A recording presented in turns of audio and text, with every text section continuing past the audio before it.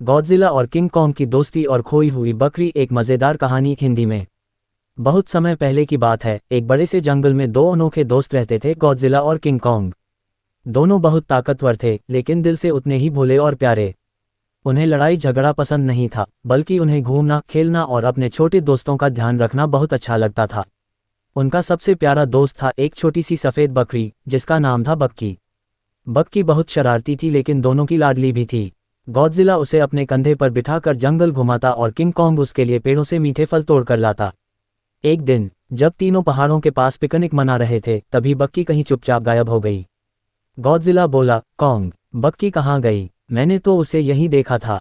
King Kong ने चिंतित होकर इधर उधर देखा और बोला, शायद वो फिर किसी तितली के पीछे भाग गई होगी। चलो ढूंढते हैं। फिर क्या था, गॉडजिला और किंग कॉन्ग ने पूरे जंगल में बक्की को ढूंढना शुरू किया।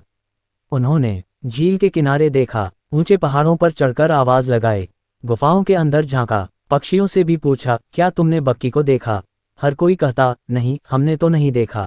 अचानक गॉडजिला को एक नन्हा सा मेमे की आवाज सुनाई दी। कॉन्ग, चुप रहो, कुछ सुनाई दे रहा है, गॉडजिला बोला। दोनों धीरे धीरे झाड़ियों की तरफ बढ़े, और क्या देखा, बक्की एक पेड़ के नीचे बैठी थी और उसके पास एक नन्ही सी बकरी थी। हाँ, बक्की माँ बन गई थी। किंग कॉन्ग खुशी से झूम उठा, अरे वाह, बक्की तो अब मम्मी बन गई है। गॉडजिला ने मुस्कुराते हुए कहा, इसलिए वो हमें बिना बताए छुपकर आ गई थी। अंत में गॉडजिला, किंग कॉन्ग और बक्की अब और भी ज्यादा खुश थे। अब उनके पास एक नया दोस्त भी था, नन्ही बकरी, जिसे उन्होंने नाम दिया लिल्ली। अब चारों साथ खेलते, खाते और जंगल में घूमते।